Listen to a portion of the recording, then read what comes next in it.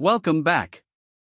The New York Times dropped its news quiz for the week of June 26, 2026, and if you haven't been keeping up with the headlines, this one's a wake-up call. Let's walk through what happened. Much of Europe baked through an intense heatwave this week, and France hit a grim milestone, its hottest day ever recorded.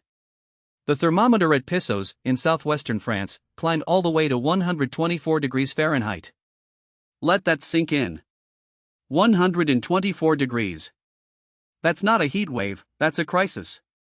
Over in South America, two major earthquakes struck Chile on Wednesday evening, adding to what has already been a turbulent week globally.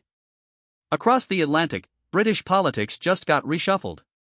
Prime Minister Keir Starmer resigned, and the front-runner to take his place is Andy Burnham, who until recently served as mayor of Greater Manchester.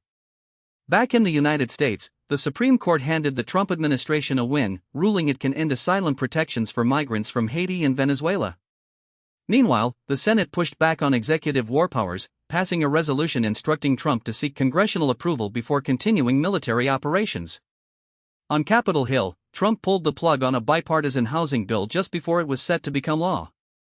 In New York City politics, Representative Dan Goldman, a two-term incumbent, lost his Democratic primary to Brad Lander, a former city comptroller and close ally of Mayor Zoran Namdani. A towering figure in American economic history passed away this week.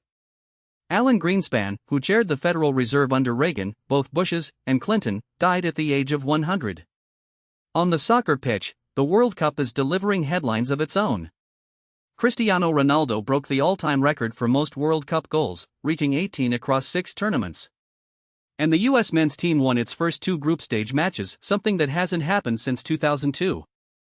And finally, because the news never stops being strange, a truck overturned in southeastern Texas this week, spilling roughly 20 million honeybees onto the road.